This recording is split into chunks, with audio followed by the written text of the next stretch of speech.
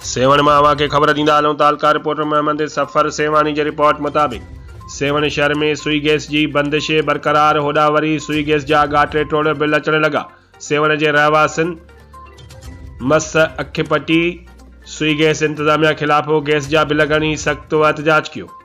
सेवण शहर के बंदर मौला के रहवासिन 6 महीनन का मुसलसल गैस की बंदिश खिलाफ हथन में गैस जा बिल खणी एहतजाजी मुज़ाहिरो करे सख्त नारेबाजी कई। मोहल्ले वासिन मीडिया से ॻाल्हाईंदे चयो त गैस की लोड शेडिंग सबब सख्त ॾुखियानि खे मुंहुं ॾेई रहिया आहियूं। SDO सुई गैस सेवण के शिकायतुन करण के बावजूद भी केर भी तदारक करण लाइ तैयार नाहे। हर महीने हज़ारे रुपया गैस जा बिल अचन था। खुदारा कुछ इंसाफ कयो। बंदर मौला सेवण के गैस की सप्लाई सही नमूने जारी करायो ऐं गैस जे लाइन पुरानी थी वई आहे। उनमें हाणे गैस जे बजाय पानी अची रहियो आहे। उन गैस जे पुरानी लाइन के तब्दील कराए असा के गैस की सप्लाई जारी कराए दी वञे।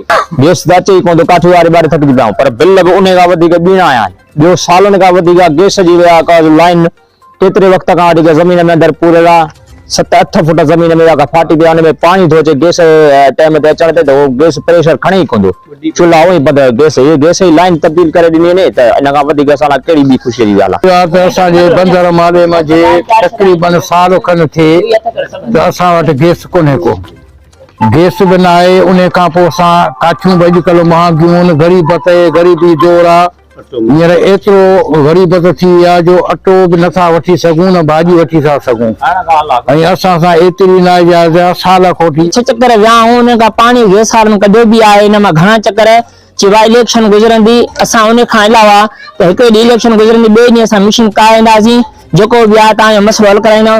केॾी महिल अचनि त किथे खॾो खोटियो केॾी महिल अचनि किथे खोटियो। उन खां बावजूद में मासूम पार्क ॾिसो हिन में खोसा मेला ॾिसो उते अणे गैस आहे उते 24 कलाक हलाईंदा। मुंहिंजा मासातनि मां उते खोड़ चक्कर वियो भी आहियां ॾिठो अथमि त गैस तमामु चुल्हनि खां भी मथे भी उथे हिते गैस आहे कान। हू चवंदा बाबा केॾी महिल किथां ख़राब आहे केॾी महिल किथां आहे जे असां मुतालबो न थींदो त असां पंहिंजे रोडनि ते निकिरंदासीं। उन खां अलावा मोटर मीटर कढी पाण इन खां ऑफिस में पोइ असांखे ग़रीब माण्हू